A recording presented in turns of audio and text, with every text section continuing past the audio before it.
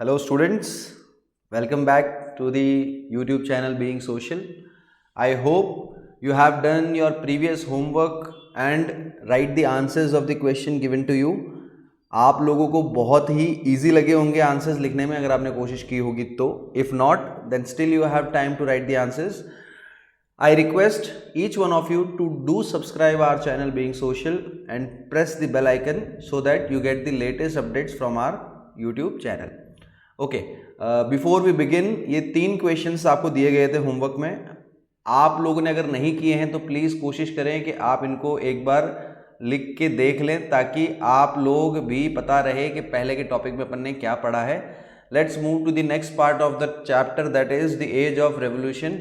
अब देखिए यहाँ पे एक टाइम ब्रैकेट दिया गया है. अभी टाइम ब्रैकेट जो है आप देख सकते हैं 30 से लेके 48 तक है. अब देखिए, कोई भी लेक्चर लेने से पहले प्लीज़ रिमेंबर, मैं आपसे रिक्वेस्ट कर रहा हूँ again, do carry your NCERT, your necessary stationery with you and notebook. If you need to note down any of the important points you may do it so. Okay, now the topic, the age of revolution. देखिए यहाँ पे revolution word use हुआ है, मतलब slowly whatever events that we have studied, जो भी हमने पढ़े कि भाई इकोनॉमिक लिबरलिज्म होता क्या है, ज़ोल्वरिन क्या है, क्या नहीं है. तो अब 1815, अगर आपने सोचा, याद होगा आपको 1815. अब 1815 कौन सा ईयर था? इससे 2 इवेंट एसोसिएटेड है. कौन से? सर एक तो डिफीट हुआ था नेपोलियन का, बिल्कुल सही. एक ट्रीटी ऑफ वियना हुई थी. तो हमने पढ़ा था 1815 के बाद स्पिरिट ऑफ कंजर्वेटिज्म आया था, मतलब 1815 से लेके 1830 तक. अब यहाँ पे टाइम ब्रैकेट ये आ गया, यहाँ पे मान लेते हैं ये 1830 आ गया.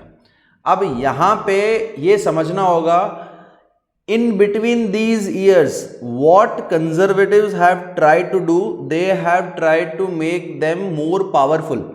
अब कंजर्वेटिव्स अपने आप को पावरफुल कैसे बनाते हैं? या तो वो कोशिश करेंगे कि कंसंट्रेशन ऑफ पावर हो, या जो भी लोगों को बदलाव चाहिए वो कर दो ताकि लोग उनकी बात मानते रहें.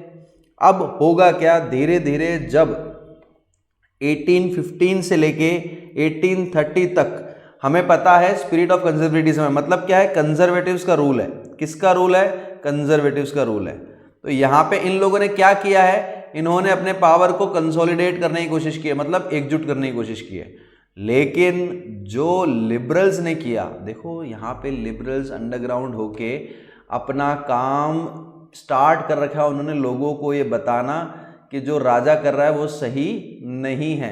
अब इन लोगों ने अंडरग्राउंड क्यों हुए? आपके दिमाग में क्वेश्चन आ रहा होगा, सर इनको छुपने की क्या जरूरत थी? अगर कंजर्वेटिव्स के सामने इन्होंने अपना काम किया होता तो शायद कंजर्वेटिव्स इनको जेल में डाल देते या फिर इनको पनिशमेंट देते, और शायद हो सकता था कि वो अपनी एक्टिविटी में सक्सेसफुल ना हो पाते.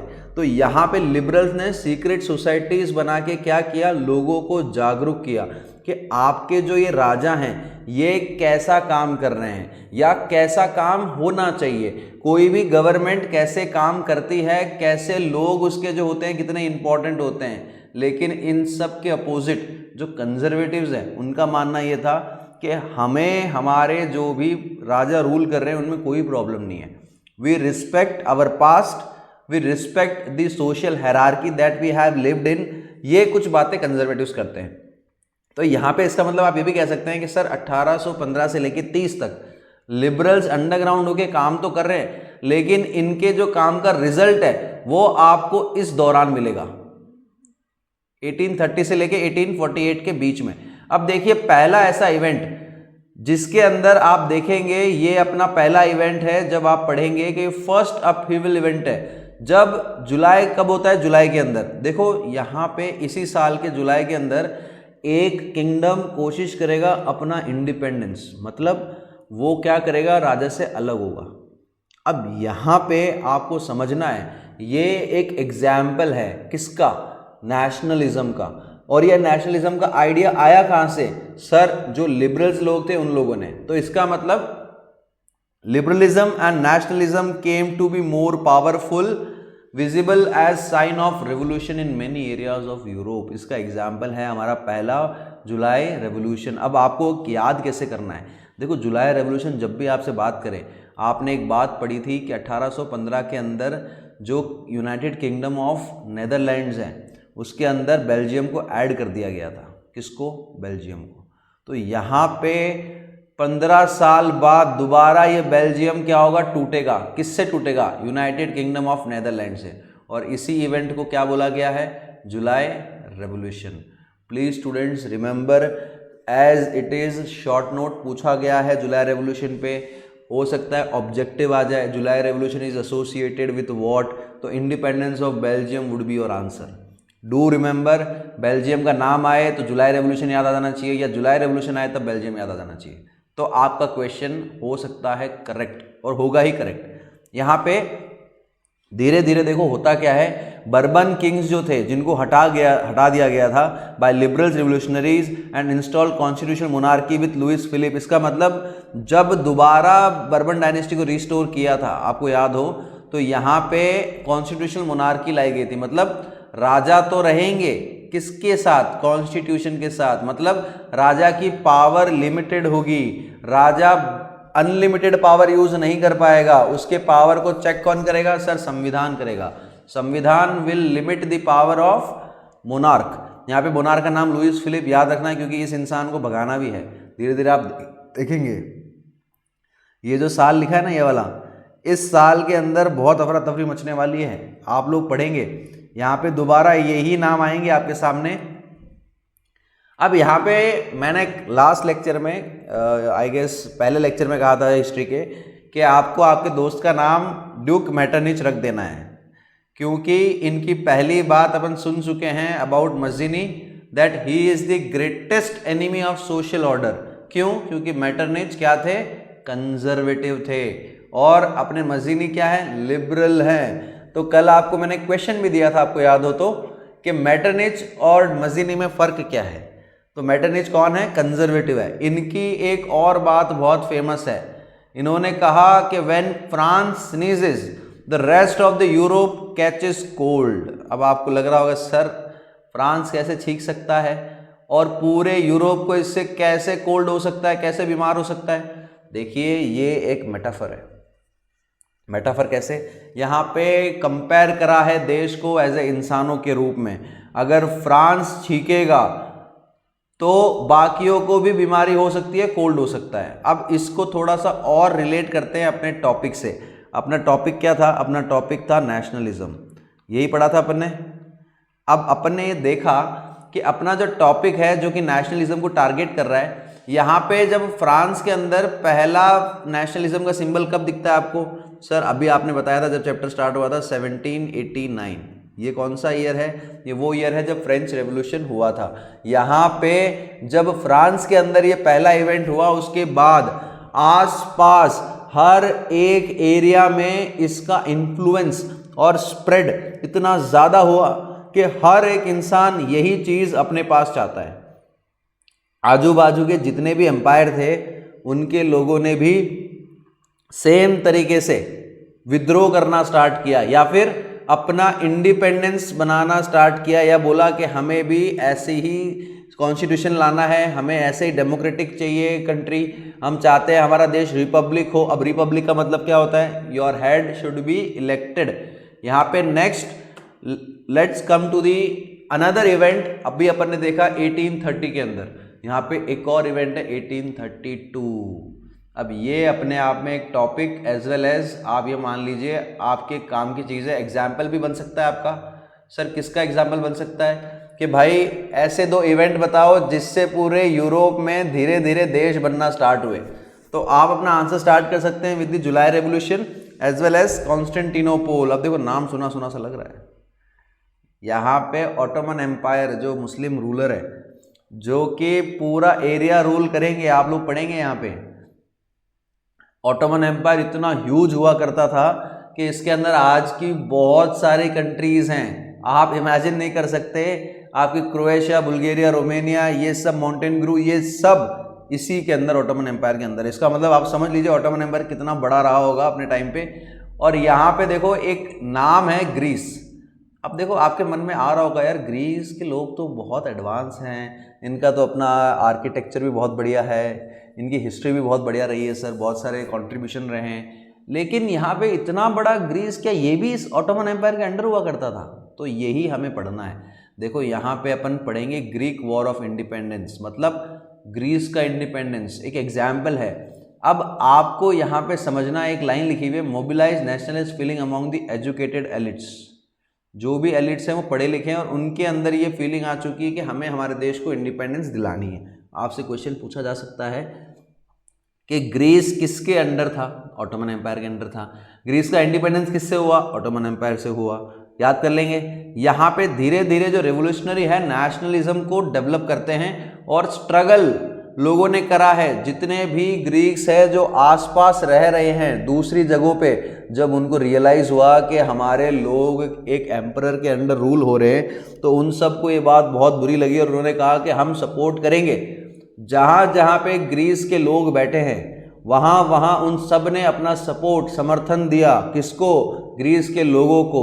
अगर आप इसको एग्जाम्पल के थ्रू समझना चाहते हैं, आप मान लीजिए पूरे वर्ल्ड में जितने भी इंडियंस हैं उनको पता चले कि आपका देश मुसीबत में है, तो डोंट यू थिंक कि हर एक इंडियन इंडिया के सपोर्ट में आएगा? और बिल्कुल आएगा। हमारे प्यारे भारत के लिए हम सब हमेशा अवेलेबल है। तो यहाँ पे देखो, nationalist in Greece got support from the other Greeks living in the exile। जो लोग बाहर रह रहे हैं, यहाँ से गए हुए हैं, जब ऑटोमन एम्पायर था तो अपने आप को बचा के निकल गए होंगे। दूसरे यूरोपियंस हैं, उन्होंने भी मदद करी। क्यों करी? यहाँ पे आपको से एक सवाल आना चाहिए दिमाग में कि सर ऐसा क्या हुआ जो ग्रीस की मदद करी? देखो यहाँ पे एक लाइन है, मैं चाहता हूँ कि आप लोग एनसीईआरटी में इसको स्टार मार्क कर लें। क्रेडल ऑफ वेस्टर्न सिविलाइजेशन या यूरोपियन सिविलाइजेशन। अब क्रेडल क्या होता है सबको पता है, क्रेडल होता है पालना। अब पालना कहा गया है किसका? वेस्टर्न सिविलाइजेशन का या यूरोपियन सिविलाइजेशन का। मतलब आज आप जो भी वेस्टर्न सिविलाइजेशन का नाम पढ़ते हैं या यूरोपियन सिविलाइजेशन का नाम पढ़ते हैं, ये सब किसकी देन है? ग्रीस की देन है। अब ये जो इतना एडवांस स्पेस है, ये कैसे किसी मुस्लिम एम्पायर के अंडर रूल हो सकता है? तो यहाँ पे यही चीज़ इन लोगों को रियलाइज़ हुई कि वी वेर बॉर्न इंडिपेंडेंट, तो हम किसी एम्परर के अंदर रूल नहीं हो सकते। यहाँ पे एक एग्जाम्पल और है, पोएट है बायरन, लॉर्ड बायरन। इन्होंने भी कुछ सेविंग्स अपनी दान दी और फिर ये मर जाते हैं, इनको बुखार हो जाती है 1824 में। ये आप लोगों को याद रहता है तो ठीक है, नहीं। इसके बाद इंपॉर्टेंट जो है वो ये है, ट्रीटी ऑफ कॉन्स्टेंटिनोपोल इन 1832। 30 में क्या हुआ था? जुलाई रेवोल्यूशन हुआ था सर। 32 में क्या हुआ? Treaty of Constantinople. आप लोगों के लिए सवाल है 34 में क्या होगा? 1834 अपन पढ़ चुके हैं। कस्टम यूनियन एक चीज़ है, अगर याद आ गई हो तो बहुत बढ़िया है।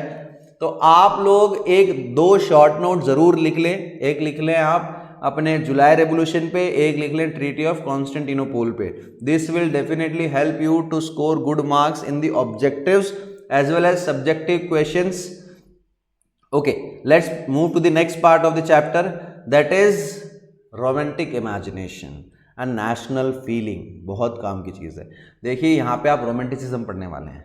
अब ये कोई रोमांटिक सॉन्ग या रोमांटिक मूवी वाली बात नहीं है। यहाँ पे रोमांटिसिज्म एक अलग ही बात कर रहा है। यहाँ पे रोमांटिसिज्म एक अलग ही चीज़ है जो आप लोगों को समझनी होगी। देखिए अभी तक अगर आप लोगों ने नोटिस किया हो तो हमारे पूरे चैप्टर में अभी तक नेशनलिज्म की दो ही मतलब निकाली है लोगों ने। एक तो सर ये हो सकता है कि लड़ाई लड़ो, ये नेशनलिज्म है। एक है हमें हमारा एरिया बढ़ाना है, ये नेशनलिज्म है। क्या ये दो ही तरीके हैं जिनके थ्रू आप नेशनलिज्म डेवलप कर सकते हैं? क्या इसके अलावा कोई और तरीका है ही नहीं? यही हमें पढ़ना है। देखो यहाँ पे रोल प्ले होगा उन आर्टिस्ट का या कॉमन लोगों के अंदर हम कैसे नेशनलिज्म की फीलिंग डेवलप करेंगे, ये पढ़ना है। देखिए किसी भी देश को अगर आपको कोई भी मूवमेंट करना है तो जो मास है, मेजॉरिटी है, उसको अपने पास करना पड़ेगा, उनको समझाना पड़ेगा। तो यहाँ पे अगर आप नेशन बनाना चाहते हैं, फॉर एग्जांपल जो अपना टॉपिक भी है, तो नेशन बनाने के लिए अगर हमारी मेजॉरिटी हमारे सपोर्ट में नहीं है तो क्या हम कभी भी जो भी अचीव करना चाहते हैं वो कर पाएंगे? बिल्कुल नहीं। और मेजॉरिटी की जब बात करी हमने, किसकी बात करी? मेजॉरिटी की बात करी सर। तो जो ये मेजॉरिटी है ये कौन सी पॉपुलेशन आएगी? गरीब पॉपुलेशन आएगी, हाँ या ना? अब जब पुअर लोग इसमें आएंगे, कौन से लोग आएंगे सर? पुअर आएंगे। तो जो पुअर लोग आएंगे इनको कैसे आप बताएंगे कि देश क्या होता है, या हमें देश के लिए क्यों अपनी जान तक दे देनी है, ये बात आप कैसे कन्वे करेंगे? अब ऐसा तो है नहीं कि आपने न्यूज़पेपर में लिख दिया और इन लोगों ने पढ़ लिया और काम बन गया। अगर इतना ही आसान होता तो ये मेजॉरिटी जो पुअर आपने लिखा है ये एजुकेटेड ग्रुप में आ जाते और बहुत इजी काम हो जाता। लेकिन हमारी मेजॉरिटी ऑफ द पॉपुलेशन है वो तो पढ़ी लिखी नहीं है, ऐसा मान लो, एग्जाम्पल ले रहा हूँ। तो हम कैसे आम जनता को अपनी लड़ाई में जोड़ सकते हैं? तो यहाँ पे जो आर्टिस्ट है, जैसे मान लो किसी ने गाना लिख दिया, किसी ने पेंटिंग बना दी, किसी ने कोई सॉन्ग बना दिया, या फिर किसी ने कोई मूवी बना दी, किसी ने रोड साइड पोस्टर्स लगवा दिए, तो उनसे तो आप कन्वे कर सकते हैं। आपने बहुत बार देखा होगा बहुत सारे गरीबों के इलाकों में स्वच्छ भारत अभियान के पोस्टर बने हुए हैं। तो वो लोगों को क्या सिखा रहा है कि हमें हमारे एरियाज को क्लीन रखना है, हमें हाइजीन मेंटेन करके रखना है, इससे हमारा ही फायदा होगा। सुना होगा आपने ऐसा। तो यहाँ पे भी यूरोप में भी उस वक्त जितने भी आर्टिस्ट है उन लोगों ने कोशिश करी थ्रू देयर आर्ट, जो भी उनका आर्ट है, गाना लिखना है, ड्रामा है, फोक सॉन्ग्स है, फोक टेल्स है, या कुछ भी आप मान लो, म्यूजिक है, इन सब के थ्रू, पोइट्री, स्टोरीज, म्यूजिक, कुछ भी, इन सब के थ्रू लोगों के अंदर नेशनलिस्ट फीलिंग डेवलप करी। अब ये याद रखना है, artist used their art, poetry, stories, music, drama, anything that you can think of, they use them to develop nationalist sentiments among the common people। देखिए यहाँ पे एक बात और याद रखनी है, यहाँ पे जो अपने आर्टिस्ट होते हैं, मान लीजिए जो पेंटिंग करते हैं या गाना लिखते हैं, वो साइंस और लॉजिक में नहीं मानते हैं, वो मानते हैं अपनी फीलिंग्स में, इमोशंस में, इंट्यूशंस में। जो उनके मन में आ रहा है वो वही लिखते हैं, जो उनके मन में आ रहा है वो बनाते हैं, स्टोरी बनाते हैं। तो ये सब आम जनता को कनेक्ट करता है। जो लोग इनको देखते हैं, जैसे मान लीजिए आपने कोई भी भगवान की मूर्ति देखी, आप उस मूर्ति को देखते ही तुरंत हाथ जोड़ते हैं, या राम जी का जो पोर्ट्रेट बनाया है किसी आर्टिस्ट ने बनाया होगा। तो यहाँ पे जो इतना रियलिस्टिक पोर्ट्रेट आपको दिख रहा है उसको आप मानते हैं, फीलिंग है, आपकी इमोशंस हैं। तो ये सब क्या है, आप through art as well nationalist sentiments develop कर सकते हैं। तो जब भी आपसे रोमांटिसिज्म के बारे में पूछा जाए आप ये डेफिनेशन जरूर लिखें। ये क्या है? एक कल्चरल मूवमेंट है through which nationalist sentiments were developed. बहुत काम का है। आप सीधा अपना आंसर स्टार्ट कर सकते हैं कि जो रोमांटिसिज्म है ये एक कल्चरल मूवमेंट है जिसके थ्रू लोगों के अंदर नेशनलिस्ट सेंटिमेंट्स डेवलप करे, लोगों को रियलाइज कराया कि आप इस नेशन से बिलोंग करते हैं और आपको इस नेशन के लिए क्या क्या करना चाहिए, कैसे कर सकते हैं, ये नेशन आपका है। तो यहाँ पे यही चीज़ें डेवलप की गई है। यहाँ पे जो आर्टिस्ट है इन्होंने जो रीज़न है और साइंस है इसको क्रिटिसाइज करा है, इसके बजाय इन्होंने किस पे फोकस करा है? इमोशन पे और फीलिंग्स पे। अब फीलिंग्स याद रहेगी आपको, इसके साथ साथ इंट्यूशंस, आभास को। कैसे बहुत बार आपको ऐसा लगता है ना आज कुछ अच्छा नहीं लग रहा है, कुछ अच्छा नहीं होने वाला है, ऐसी बात। तो यहाँ पे देखो, आप चाहें तो ये भी लिख सकते हैं जो पहली लाइन मैंने लिखी है कि नेशनलिज्म सिर्फ वॉर से नहीं आया, नेशनलिज्म सिर्फ टेरिटोरियल एक्सपेंशन से नहीं आया। टेरिटोरियल एक्सपेंशन का मतलब होता है अपना साम्राज्य बढ़ाना। नेशनलिज्म सिर्फ इससे नहीं आया, नेशनलिज्म एक चीज और से आया, वो है romanticism, romantic imagination and national feeling. यहाँ पे आप लोग कुछ आर्टिस्ट के बारे में पढ़ोगे जो बहुत इंपॉर्टेंट है, बहुत बार पूछा गया है। आप लोग अपनी एनसीईआरटी के अंदर जरूर, मैं आपको अभी 4 नाम बताता हूँ, 3 तो आपको एज इट इज मिल जाएंगे, कोई बड़ी बात नहीं है। जोहान गॉटफ्रीड हर्डर है एक, तो एक कारुल कुरपिंस्की है, ठीक है, एक ग्रिम ब्रदर्स मिलेंगे आपको और एक मिलेगा यूगिन। मैं ये आप लोगों को टास्क दे रहा हूँ कि इन चारों का नाम आप एक बार देख ले, ताकि जब भी आपको क्वेश्चन पूछा जाए, आपसे ऑब्जेक्टिव पूछा जा सकता है कि जोहान गॉटफ्रीड हर्डर या कारुल कुरपिंस्की या ग्रिम ब्रदर्स ये सब किससे एसोसिएटेड है, तब आपको रोमांटिसिज्म या कुछ भी मैच द फॉलोइंग दिखे उसमें आप इनके इवेंट्स के हिसाब से इनको टिक कर सकते हैं। यहाँ पे देखिए एक जर्मन, ये मान लीजिए आर्टिस्ट है, फिलोसफर है, जिनका नाम है जोहान गॉटफ्रीड हर्डर, अभी नाम याद रखना। देखिए इन्होंने क्या कहा कि अगर आपको सच में ट्रू जर्मन कल्चर ढूंढना है तो आप सीधा जाओ आम जनता के पास। देखिए हमेशा जो ट्रू कल्चर है वो आपको आम इंसान के पास ही मिलेगा। अब आपके मन में आ रहा होगा सर यहाँ पे डज वॉक लिखा है आपने, ये डज का मतलब पीपल होता है, walk common people, does walk ये जर्मन वर्ड है। आपने डज ऑटो सुना होगा, यहाँ पे अगर अपन ऑटो लगा देते हैं तो ये फॉक्सवैगन का नाम है जर्मन में, Volkswagen, wagen is car, volks is common people, common people's car. I hope you will be able to understand Volkswagen, Volkswagen क्या है। ओके नेक्स्ट देखिए इन्होंने फोक सॉन्ग्स, फोक पोइट्री और फोक डांसेस, जो पुराने किसी कल्चर से रिलेट करते हैं उनके dances, that true spirit of nation was popularised. यहाँ पे जोहान गॉटफ्रीड हर्डर का आप स्टेटमेंट एक पॉइंट बना के, यहाँ पे सीधा एक पॉइंट बनाया, मान लो रोमांटिसिज्म पूछा गया और आपने बता दिया एक कल्चरल मूवमेंट है जिसके थ्रू नेशनल सेंटिमेंट्स डेवलप किए गए और ये साइंस को क्रिटिसाइज करता है और फीलिंग्स और इंट्यूशन मानता है। और तीसरा पॉइंट आप लिख दो जोहान गॉटफ्रीड हर्डर कि इन्होंने कहा कि सच में अगर आप ट्रू जर्मन कल्चर ढूंढना चाहते हैं तो वो आपको कॉमन लोगों में मिलेगा। इसके साथ जो अगले आर्टिस्ट हैं वो है कारोल कुरपिंस्की, ये बहुत इंपॉर्टेंट है, आपको बहुत जगह क्वेश्चन पूछे मिला जाएगा इनका जो कंट्रीब्यूशन है वो इनके फोक डांस जो पॉलिनेज और माजुरुक्का है, यहाँ से क्वेश्चन पूछा जा सकता है। आप लोग कोशिश करें कि इनको याद रखें, ये क्या है, डांस फॉर्म है, फोक डांस के नाम है। इन्होंने celebrated the national struggle through his operas and music, इनका जो म्यूजिक और ओपरा इन्होंने कोशिश करा कि नेशनलिस्ट स्ट्रगल को दिखाया जाए लोगों को।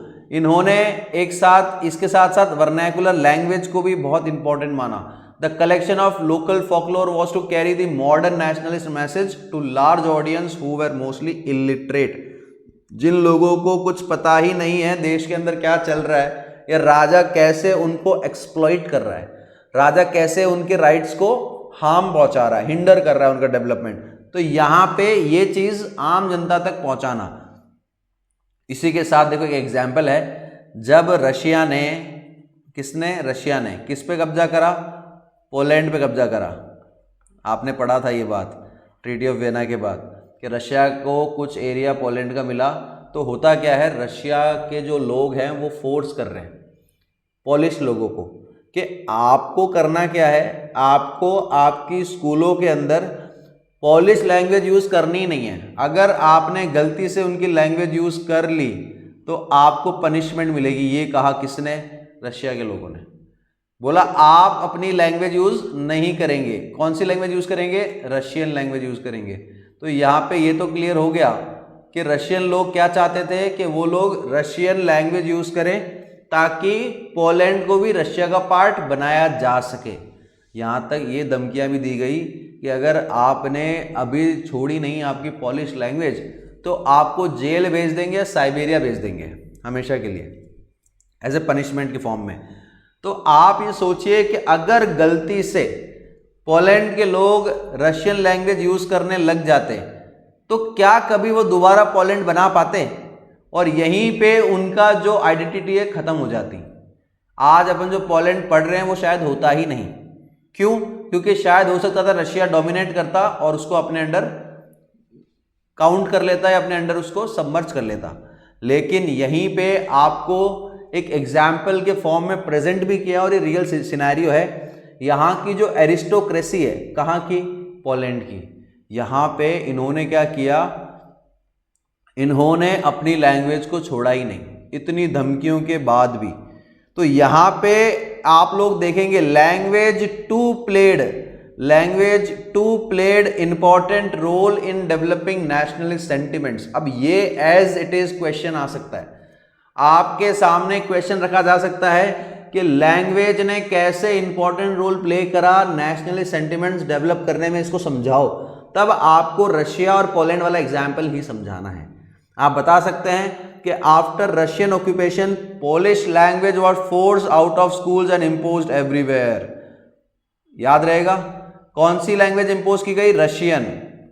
हटानी कौन सी है, पोलिश। यहां पे many priest and bishops were put in jail और sent to Siberia by the Russian authorities as punishment for their refusal to preach in Russian. देखिए आप ये देखिए, उनको साफ साफ बोला जा रहा है कि अगर आपने हमारी लैंग्वेज यूज नहीं करी तो आपको जेल में भेज दिया जाएगा। लेकिन जो यहाँ की एरिस्टोक्रेसी है, उन्होंने ठाना कि हम तो पॉलिश ही यूज करेंगे, चाहे हमें जेल भी जाना पड़ जाए कोई दिक्कत नहीं। इसीलिए use of Polish came to be seen as symbol of struggle against Russian dominance. ये याद रखना, आप चाहें तो इसको अपने आंसर में भी यूज कर सकते हैं। The use of Polish language came to be seen as symbol of struggle against Russian dominance. तो यहां पे आप बोल सकते हैं कि language too played an important role in developing nationalist sentiments. I hope you are able to understand what we are discussing. Now the another part. देखिए अभी तक अपन ने जो भी टॉपिक कवर किए हैं वो अभी तक अपन ने देखा 1830 से जो अपनी हेडिंग थी, मेन हेडिंग 1848। अब धीरे धीरे आपने देखा जुलाई रेवोल्यूशन, 32 में ट्रीटी ऑफ कॉन्स्टेंटिनोपोल हो जाएगी, फिर आपने रोमांटिसिज्म का नाम देख लिया जिसके अंदर लैंग्वेज में एक इंपॉर्टेंट रोल प्ले कर रही है और ये सब। अब यहाँ पे धीरे धीरे होगा क्या, प्रॉब्लम्स आना स्टार्ट होंगी। सर प्रॉब्लम कैसे आएंगी, क्यों आएंगी, क्या रीज़न है? देखिए अपन जो दौर पढ़ रहे हैं ना, इस दौर में पूरे यूरोप में होगा क्या कि धीरे धीरे पॉपुलेशन बहुत ज़्यादा बढ़ रही है, और जब पॉपुलेशन ज़्यादा बढ़ती है तो आपको पता है बेरोज़गारी बढ़ती है। इतना एम्प्लॉयमेंट तो एक साथ क्रिएट हो नहीं सकता। अब जब बेरोज़गारी बढ़ेगी तो लोग धीरे धीरे कहाँ जाएंगे, सिटीज़ में जाएंगे। सर सिटीज़ में जाएंगे तो सिटीज़ का हालत क्या होगा, ओवर क्राउडेड होगी सर, ओवर पॉपुलेशन हो जाएगी। उससे क्या होगा, वहाँ पे गंदगी होगी, बीमारियाँ होंगी, हाँ या ना? वहाँ पे रहना वहना सब क्या होगा, महंगा या सस्ता? महंगा तो होगा, लेकिन वहाँ पे काम करना सस्ता हो जाएगा, क्योंकि हर इंसान वहाँ पे काम करना चाहता है और काम अवेलेबल है नहीं। तो होगा क्या, आप इन पॉइंट्स को जरूर यूज करेंगे। There were more job seekers than employment, मतलब काम करने के वाले जो लोग हैं वो बहुत ज्यादा है। किससे, काम से। तो ये कोई सिचुएशन देखिए आप 1830 के आसपास बहुत ज्यादा इकोनॉमिक हार्डशिप आती है यूरोप में। तो आपको जो रीजन लिखना है, पहला कि सर पॉपुलेशन इंक्रीज हो गई, सिंपल है। दूसरा, वहां पे जॉब करने वाले ज्यादा है लेकिन जॉब नहीं है। धीरे धीरे लोग माइग्रेट कर रहे हैं, गांव से कहाँ जा रहे हैं, सिटीज़ में जा रहे हैं। तो जो सिटीज़ के अंदर ओवर क्राउड की प्रॉब्लम है बढ़ जाएगी, वहाँ पे पोल्यूशन ज़्यादा होगा, वहाँ पे आप ये समझ सकते हैं कंजेस्टेड एरियाज जो है वो ज़्यादा हो जाएंगे। इसी के साथ साथ जो बेचारे स्मॉल प्रोड्यूसर्स हैं, छोटे छोटे, उनको कंपटीशन किससे मिल रहा है, मशीन मेड गुड से। बाहर इतनी बड़ी बड़ी मशीन्स हैं, उनसे जो सामान बनाया जा रहा है उनसे कंपटीशन मिल रहा है बेचारे स्मॉल प्रोड्यूसर्स को। और इसके साथ साथ देखो एरिस्टोक्रेसी है, enjoyed power, peasants were under the burden of feudal dues. अब आप सोचिए जो बेचारे गांव के अंदर पीजेंट्स हैं उनको राजा के जो बकाया हैं वो चुकाने हैं। अब इतनी सारी प्रॉब्लम, इसके ऊपर खाने के जो प्राइजेस हैं वो राइज हो रही हैं। बात सिंपल है सर, पॉपुलेशन राइज हो रही है, खाना है कम, लिमिटेड, धीरे धीरे साथ में बैड हार्वेस्ट भी हो रहा है। तो अब आप सोचिए खाना है कम, महंगाई बढ़ चुकी है, लोग बढ़ते जा रहे हैं, प्लस खेती जो है वो खराब हो चुकी है। हो सकता है कोई बीमारी हो गई होगी, कुछ और हो गया होगा, क्लाइमेट चेंज हो गया होगा। इसकी वजह से पूरे यूरोप में क्या है, पॉपुलिज्म है। इसका मतलब क्या होता है पॉपुलिज्म का, इसका मतलब है सर पॉवर्टी, गरीबी। अगर ये टर्म क्वेश्चन में दिख जाए तो समझ जाना इसी टॉपिक की बात कर रहा है। अब यहाँ पे इन सब के कॉन्सिक्वेंसेस क्या है सर, फूड शॉर्टेज, खाने की कमी, wide spread unemployment brought the population of Paris out on road. सारे लोग रोडों पे उतर आए राजा के खिलाफ विद्रोह करने कि आपकी वजह से हमारे पूरे हालात इतने खराब है, आप कर क्या रहे हैं। इसी के साथ इन सब एक्शन का रिजल्ट क्या आएगा, देखो रिपरकशन का मतलब होता है कॉन्सिक्वेंसेस। जो भी एक्शन अभी हुआ है, मान लो आपने भाई पॉपुलेशन इंक्रीज हुई है, या फिर स्मॉल प्रोड्यूसर्स को कंपटीशन फेस करना पड़ रहा है, या फिर अनएम्प्लॉयमेंट बढ़ रहा है, फूड शॉर्टेज आ रही है, फूड प्राइसेस बढ़ रहे हैं, इन सब से अब होगा क्या। धीरे धीरे जब लोग रोडों पे उतर आए तो उन्होंने राजा जो लुइस फिलिप को बिठाया था, याद हो तो आपको, इनको भागने पे मजबूर कर दिया। इनको पता चल गया कि अगर अब मैं लोगों के हाथ आ गया तो लोग शायद मुझे छोड़ेंगे नहीं। तो यहाँ पे अब साफ साफ बोल दिया लोगों ने कि जो भी नया देश कॉन्स्टिट्यूट करेगा या कुछ भी करेंगे उनके अंदर कुछ चीजें बेसिक चाहिए हमें। सबसे पहले रिपब्लिक। अब रिपब्लिक का मतलब क्या है? Head of the state should be elected, जो भी हमारा हेड होगा वो इलेक्टेड होगा। सबको सफरेज मिले।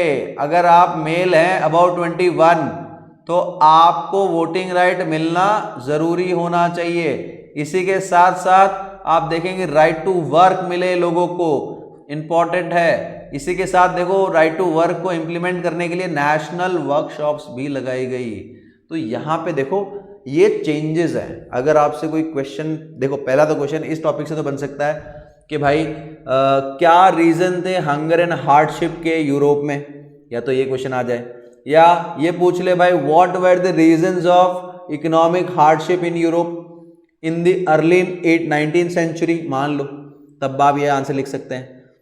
इसी के बाद आप लोगों से अगर पूछा जाए कि जो 1848 का पॉपुलिज्म वाला ड्यूरेशन है या हंगर हार्डशिप वाला ड्यूरेशन है, इसके कॉन्सिक्वेंसेस क्या है? इसके कॉन्सिक्वेंसेस है now people are demanding national, जो पार्लियामेंट होता है, नेशनल असेंबली को नाम दे रखा है, ये रिपब्लिक होनी चाहिए।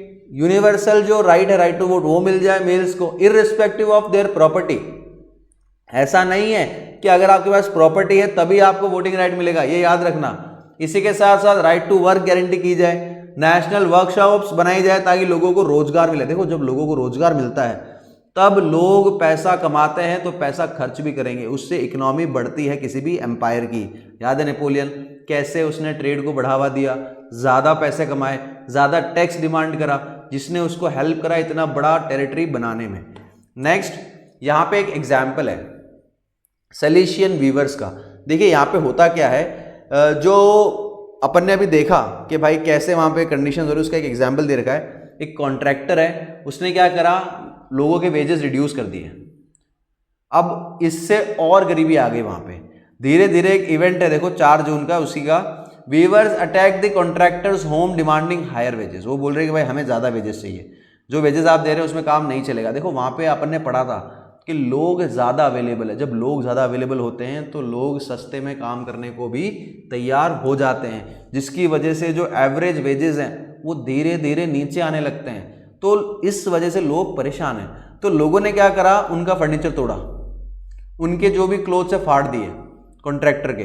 अब बेचारा कॉन्ट्रैक्टर करता तो करता क्या, उसको भागना पड़ा। जब वो गांव की तरफ भागा तो किसी भी गांव वाले ने उसको पनाह नहीं दी, किसी ने घुसने ही नहीं दिया। सबको पता था ये कि अच्छे इंसान नहीं है, इनको एंट्री मत दो, इनको नहीं बचाना। लेकिन जब वो इतना बड़ा कॉन्ट्रैक्टर है, उसे कॉन्टैक्ट्स हैं, तो जब वो वापस आया तो वो अपने साथ क्या लाया, आर्मी लाया। और बेचारे आर्मी के पास तो वेपन होते हैं। तो जब ये आर्मी के साथ आया तो बहुत सारे जो वीवर्स थे जो काम कर रहे थे, यहाँ पे उनकी डेथ हो जाती है, कॉन्फ्लिक्ट में डेथ हो जाती है। अब यहाँ पे आपको याद रखना है, इस पूरे स्टोरी में the uprising highlights the exploitation of workers. याद रखना, आप इस एग्जाम्पल को यूज कर सकते हैं कि हमारा जो सैलिशियन वीवर्स वाला एग्जाम्पल है ये एक्सप्लॉयटेशन ऑफ वर्कर्स को दिखाता है। कौन कर रहा था उनका एक्सप्लॉयटेशन, कॉन्ट्रैक्टर्स कर रहे थे। The intense poverty during 1840s and the social unrest that accompanied nationalist movement in Europe. आप चाहें तो इसको एक रीजन भी बता सकते हैं यूरोप के अंदर अनरेस्ट का।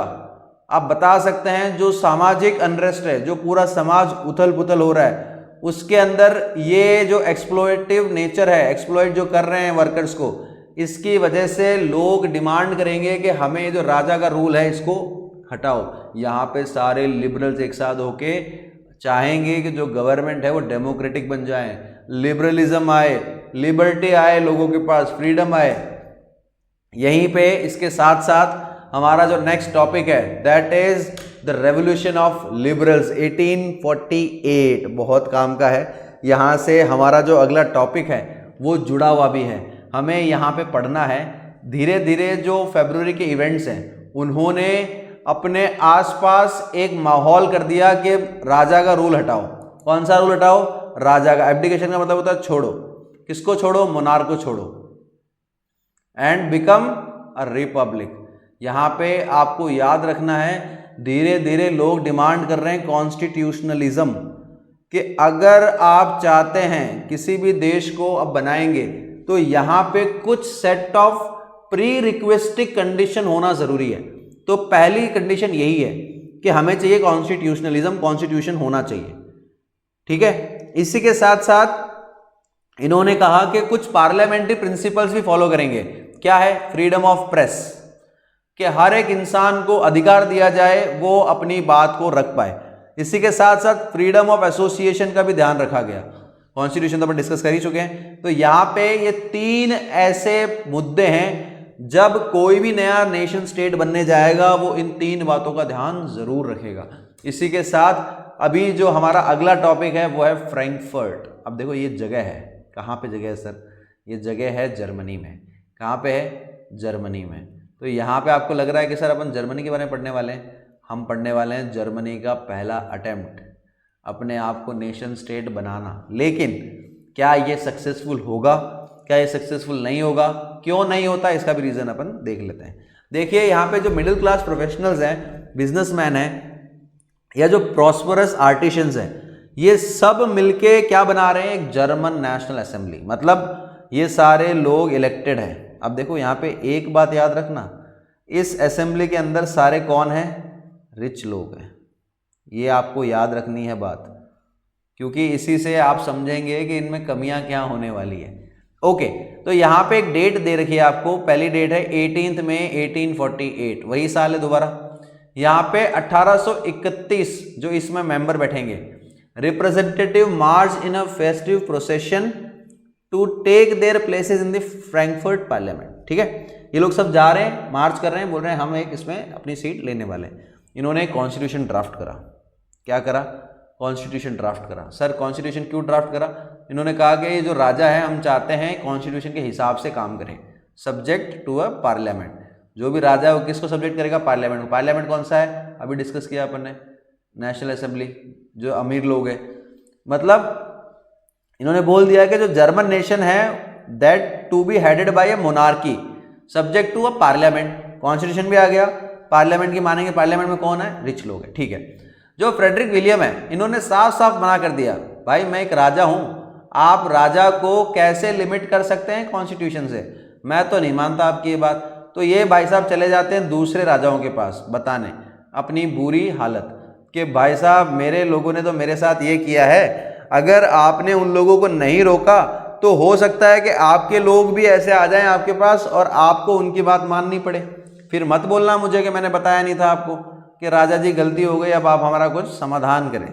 तो यहाँ पे जो सोशल बेसिस ऑफ पार्लियामेंट है वो इरोड हो गया। मतलब जो सपोर्ट होना चाहिए था पार्लियामेंट के पास, उन्होंने अपना सपोर्ट हटा दिया। अब अगर आपसे ऐसा पूछें क्यों हटा दिया भाई, तो आप सीधा बोलोगे सर आपने बताया था नेशनल असेंबली में लोग हैं रिच, तो ये लोग थोड़ी ना बेचारे गरीबों के बारे में सोचेंगे। इन्होंने गरीबों की कोई भी डिमांड फुलफिल करी ही नहीं। इन्होंने क्या किया? सिर्फ अपने बारे में सोचा, हम कैसे और अमीर बने, हमारे जो रूल्स एंड रेगुलेशंस हैं वो किसको इम्पैक्ट करेंगे? हमें ही करेंगे, तो हम अच्छे रूल्स बनाएंगे। तो यहाँ पे इन लोगों ने वर्कर्स और आर्टिशंस की डिमांड को इग्नोर करा। अब बेचारे जब इन लोगों को आप इग्नोर करोगे तो इनके नंबर हैं ज़्यादा। किनके नंबर ज़्यादा है? वर्कर्स के, आर्टिशंस के, बेचारे गरीब लोग हैं। अगर इनकी ही बात नहीं मानोगे तो ये आपको सपोर्ट क्यों करेंगे? तो जब इनको सपोर्ट मिला ही नहीं तो पार्लियामेंट में ले दे के जो ये इलेक्टेड मेंबर हैं और थोड़े बहुत अमीर लोग जो हैं साथ में खड़े, वो क्या कर लेंगे? तो यहाँ पे आते हैं ट्रूप्स और फिर क्या करते हैं? इस आर्मी को कर देते हैं डिसबैंड, मतलब खत्म, कोई काम नहीं है। तो आप लोगों ने इस एग्जाम्पल से क्या समझा? सर आप इस एग्जाम्पल से ये समझा रहे हैं हमें कि जर्मनी के अंदर पहले बार जब कोशिश की गई जर्मन को एक नेशन स्टेट बनाने की तो वो फेल हो जाते हैं। तो क्या सर जर्मनी नेशन बनेगा ही नहीं? नहीं नहीं, बिल्कुल बनेगा। लेकिन आप फ्रैंकफर्ट पार्लियामेंट को एक पॉइंट यूज करेंगे कि Frankfurt parliament tried their best to make Germany a nation state, but they failed in making it so.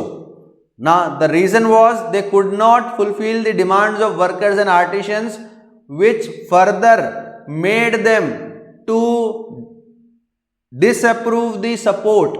उन्होंने सपोर्ट दिया ही नहीं, तो होगा क्या, जो सोशल बेस है वो इरोड हो गया। तो यहां पे जो भी फ्रैंकफर्ट पार्लियामेंट का अटेम्प्ट था वो हो जाता है fail. Okay, I hope you will be able to write the answer. आप चाहें तो इस पे एक टॉपिक लिख लें, आप इसी क्वेश्चन को फ्रैंकफर्ट पार्लियामेंट के ऊपर, या हाउ फ्रेडरिक विलियम या why Frederick William rejected the crown on these terms and joined the other monarchs, ये भी लिख सकते हैं। ऐसा मान लीजिए, आप कोशिश करें इस क्वेश्चन को अटेम्प्ट करने की from the given points in this slide. Next देखिए, अगर आपके पास टेक्स्ट बुक है तो वहां पे इमेज के अंदर आपको दिख रही होंगी वुमेन्स जो कि ऊपर खड़ी हैं। अब बेचारी वुमेन्स का रोल बहुत इंपॉर्टेंट है। आपसे बहुत बार क्वेश्चन पूछा गया है कि भाई रोल ऑफ वुमेन बता दो जर्मन यूनिफिकेशन में या नेशनल यूनिफिकेशन में, किसी भी कंट्री की यूनिफिकेशन में वुमेन का क्या रोल होता है नहीं होता है। तो देखो यहाँ पे हमने बहुत बार पढ़ा है कि जब पार्टिसिपेशन कराना होता है तो हम वुमेन्स को बहुत आगे कर देते हैं, हमारे नंबर ज़्यादा दिखें, या बेचारे वुमेन्स जो हैं उन्होंने बहुत ज़्यादा पार्टिसिपेट भी करा था, उन्होंने खुद के एसोसिएशन बनाए थे, ग्रुप्स बनाए थे, न्यूज़पेपर बनाए उन्होंने। तो कहीं ना कहीं वो लोग अगर इतनी मेहनत कर रहे हैं तो खुद के राइट के लिए भी कर रहे होंगे। इसी के साथ इतनी मेहनत करने के बावजूद उनके जितने भी अधिकार है, जैसे मान लो वोटिंग राइट, ये भी उनको नहीं दिया गया। बेचारे सिर्फ यहाँ पे ऑब्जर्वर बने हुए हैं, मतलब बैठने को सीट तक नहीं दी है। फ्रैंकफर्ट पार्लियामेंट की इमेज में ऊपर देखो आप। मैं चाहता हूँ कि एनसीईआरटी अपने पास रखें और विजिटर्स गैलरी में जो खड़े हैं वो कौन है, ध्यान से देखो। आपसे क्वेश्चन पूछ सकता है CBSE, did women play a role in nationalist sentiments and why they were denied the suffrage rights. ये सब आप अपने दिमाग में जरूर सोचें। Let's move to the next point. ये कंक्लूजन है। कंक्लूजन कैसा, आपने जो अभी फ्रैंकफर्ट के बारे में रिवोल्यूशन ऑफ लिबरल्स पढ़ा या रोल ऑफ वुमेन पढ़ा, तो इससे आपने क्या सीखा। देखिए यहाँ पे आपको ये बात तो क्लियर है, दो conservative forces were able to suppress liberal movements in 1848। इन्होंने मूवमेंट्स को तो सप्रेस कर दिया 1848 में, लेकिन होगा क्या, ये दोबारा जो जैसा पहले सिस्टम था उसको नहीं ला पाएंगे। मतलब जैसा पहला चला आ रहा था, धीरे धीरे मोनार्क को भी रियलाइज हो चुका है, जितने भी राजा है उनको पता चल चुका है कि अब हम इनको दोबारा वहाँ पे नहीं लेके जा सकते जहाँ पे हम हुआ करते थे। लोगों को धीरे धीरे पता चल चुका है कि रेवोल्यूशन और ये जो डिमांड कर रहे हैं लिबरल आइडियाज, ये देने ज़रूरी है। तो 1848 के अंदर जो ऑटोक्रेटिक मोनार्कीज हैं, इन्होंने रियलाइज कर लिया है कि अब हमें इंट्रोड्यूस करने पड़ेंगे कुछ ना कुछ चेंजेस जो वेस्टर्न यूरोप में ऑलरेडी हैं। याद है अपन ने ऐसा मैप बनाया था, पूरे यूरोप को डिवाइड करा था। ये वाला पार्ट था ईस्ट, ये वाला पार्ट था वेस्ट। वेस्ट के अंदर टेनेंट्स थे, तो टेनेंट्स वाले सिस्टम पे जहाँ पे सब कुछ डेवलपमेंट हो रहा है, तो सब वहीं वाले आइडियाज चाहेंगे पूरे यूरोप में। तो यहाँ पे अब आप धीरे धीरे देखोगे सर्वडम जो है और बॉन्डेड लेबर जो बंधुआ मजदूर है, इसको कर दिया खत्म, एबॉलिश। तो यहाँ पे ये तो मान लिया इन लोगों ने, राजाओं ने भी मान लिया कि हम दोबारा उस पॉइंट पे नहीं जा सकते जहाँ पे हम पहले थे, अब हमें करने पड़ेंगे बदलाव। तो इसी के साथ आप लोगों के लिए आज के दो क्वेश्चन हैं। आई वॉन्ट कि आप लोग इन दोनों क्वेश्चंस को अटेम्प्ट करें। जो हमने पढ़ा है उसी से आपको क्वेश्चन दिया है। पहला क्वेश्चन है, how culture played an important role in developing nationalist sentiment. अब आपको यहाँ पे रोमांटिसिज्म वाली जो स्लाइड है, आप चाहें तो दोबारा देख लें, आप चाहें तो कल देख के उसका आंसर लिखें, कोई दिक्कत नहीं है। आपको ये 5 नंबर का क्वेश्चन अटेम्प्ट करना है। This will help you to develop answer writing skills. Please students, NCR जो सीबीएसई है उन्होंने अपने एनसीईआरटी के अंदर इस टॉपिक को दिया है और सीबीएसई ने बहुत बार क्वेश्चन भी पूछा है, तो ये एक इंपॉर्टेंट क्वेश्चन बन जाता है आपके कोई भी इंटरनल एग्जाम्स जो होंगे जिसके अंदर ये चैप्टर आने वाला है, उसके अंदर इसके बारे में जरूर आपसे पूछा जाएगा। इसी के साथ in the first half of the 19th century, मतलब 1900 से लेके 1950 तक, यही होता है क्या? नहीं नहीं नहीं सर जी, सेंचुरी 19 है, तो यहाँ पे 1800 से लेके 1850 तक मेनली जो बात कर रहा है वो 1830 की कर रहा है। ये अपन ने पढ़ा था अभी, economic hardship, Europe so economic hardship, क्या रीजन है लिख दो। याद है वो बहुत सारे रीजन डिस्कस किए थे, अगले लेक्चर में आपको दोबारा बता देंगे, तब तक के लिए आप कोशिश जरूर करें। I hope I have tried my best to explain you the topic. If still you find it difficult, feel free to comment. आप चाहें तो जरूर बता सकते हैं, अप्रोच कर सकते हैं. Do subscribe the channel, do press the button bell icon to get the latest update from our end. Thank you so much. Now signing off.